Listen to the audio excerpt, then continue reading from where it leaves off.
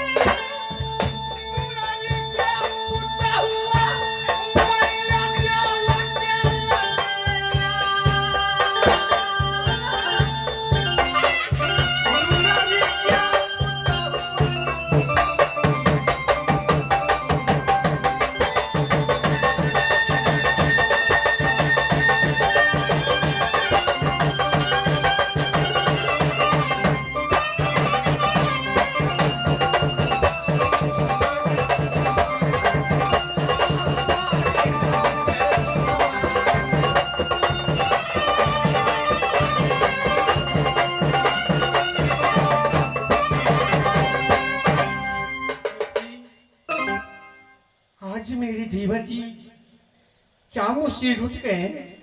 नहीं, ऐसा नहीं होना चाहिए।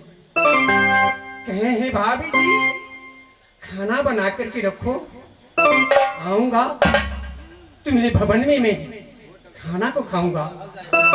मगर अब तक कब से मैं बातें जो रही देवर जी अब तक मेरी महर में नहीं आए। बात क्या है? मगर ठीक है, कुछ देर और कुछ पल के लिए मैं बातें जोती हूँ। जाकर की मैं पलंग पर बैठी बैठी राह देखूंगी, होंगी।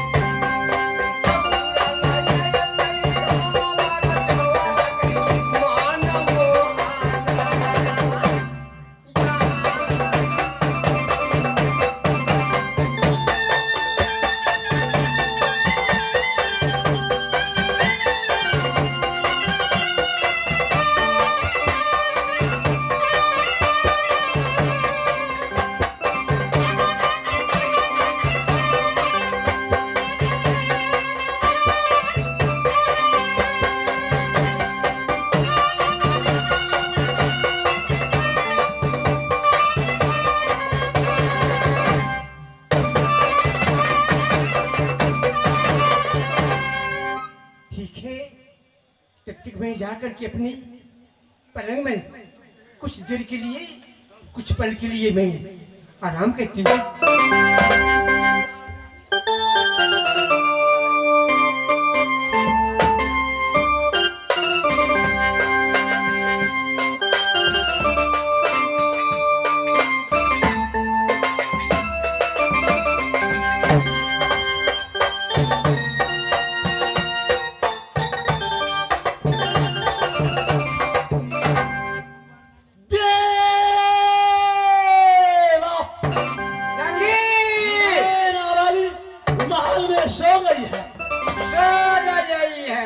तो जाकर के उठा, बुलाओ भाभी के।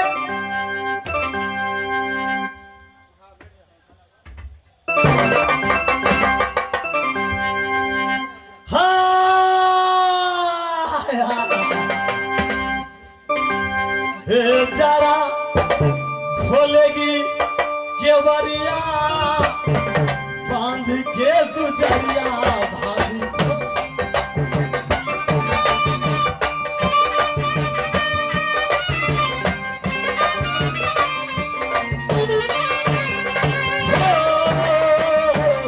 जरा खोलेगी केवरिया, बांध के गुजरिया भाभी को।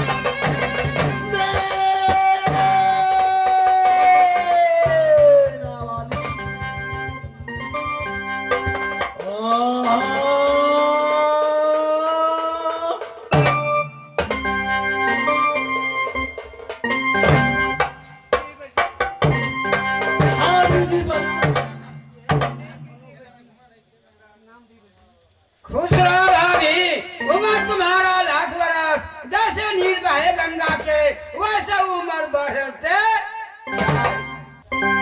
आज बात क्या है देवर जी? इसी निशी भाग रात में आने के कारण क्या है? कच्ची नींद की जगाने की बातें क्या है देवर जी? हाय हाय हाय हाय हाय हाय, नैना वाली देवर जी, शिव मंदिर की बात उदल को बना में गूंज उठा, तुम्हारी महल में मैं पहुंचा। मैं समझ गई देवर जी, आज बहुत चंचल जी में देख रही हूँ। जी हाँ, जी हाँ, क्या बात? जी हाँ। हे कहेंगे कुसालियाना है दुलारुआ, कहेंगे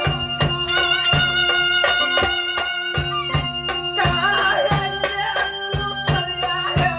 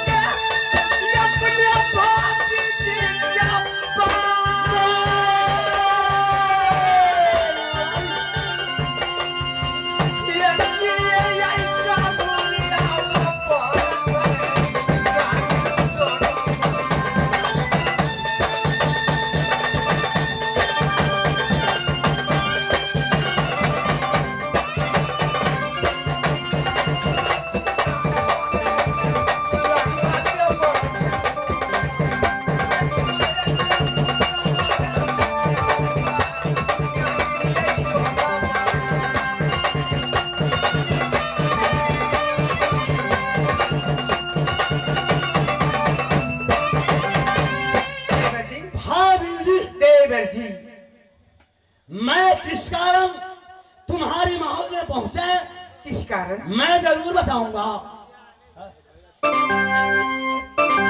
नैना वाली देवर जी, ये घोरैया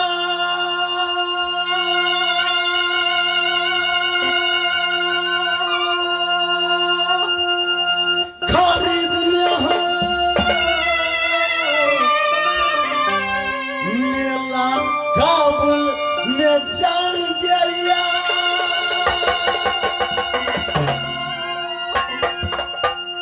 ये पैसा कुछ मदद में भाभी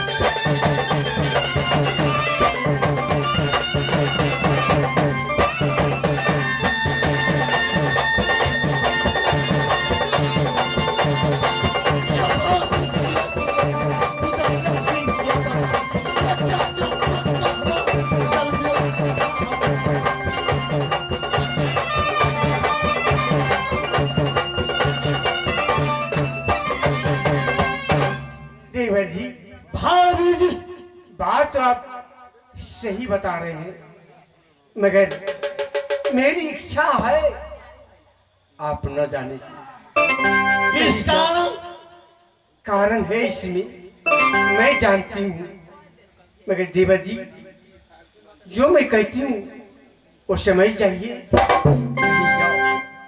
भाभी जी खाना बंगला उठा हो गए, कुछ पैसा देगी, मेला काबुल में जाकर घोड़ा बंगला घोड़ा सेंगला को बेचकर नया बछौनी घोड़ा खरीदूंगा। देवर जी मैं कहती हूँ थोड़ा बात मेरी मानो। कारण क्या है? कारण क्या है? कारण ये है, वहां से थोड़ा ही दूर राजमोरंग पड़ते हैं। राजमोरंग में बहुत सी डायन जोगिन रहते हैं देवर जी। ये घोषणी कुवारनी है थारू दोनों बरनी,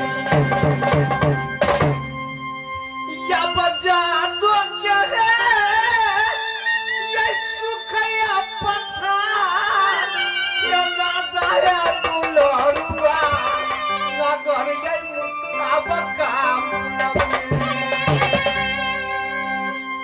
ये नहीं मारल गया पाना है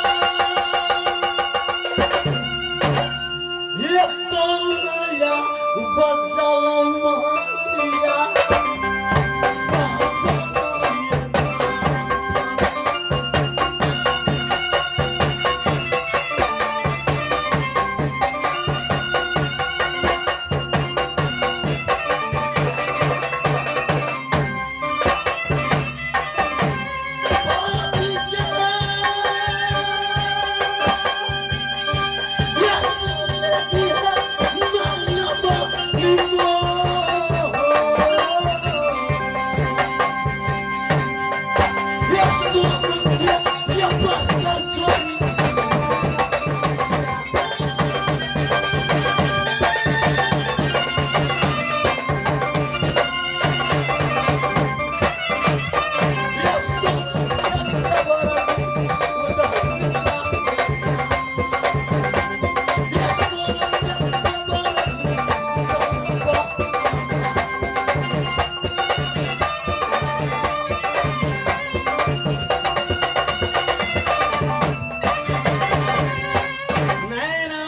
देवर जी 29 जादो हर किला में 30वां जादो जाने मोहब्बारात 30वां जादो की मालिक उदल का भाभी शर्म लक्ष्मणिया नैना बाबा।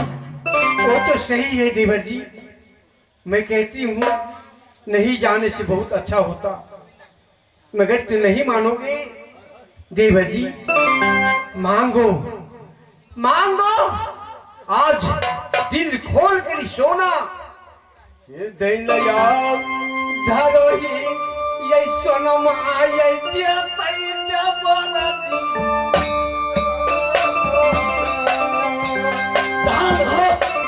धान हो लक्ष्मणिया खोलो पहिए आपकी जोरी देवाना जी नगरम मोहब्बत।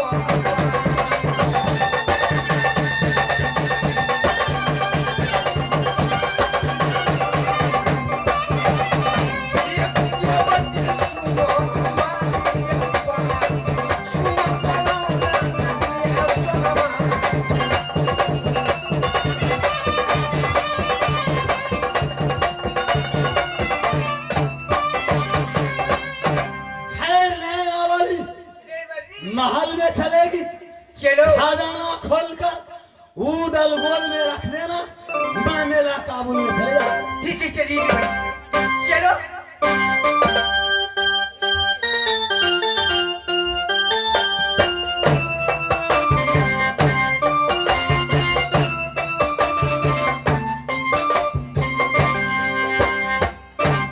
रे कोई है, जय हो जय हो जय हो। क्या है हमारा? यहाँ से फौज पलटन ले लो और मेरे साथ मेला काबुल में। मेरा काबुल में क्या करने जाएंगे महाराज? मेला काबुल में घोड़ा खरीदे। क्यों नहीं महाराज, मैं अभी लेकर गया था। महाराज का आदेश है कि जितना फौज पलटन है वो सब को बुला लो, आज मेला काबुल में जाना है। ठीक है।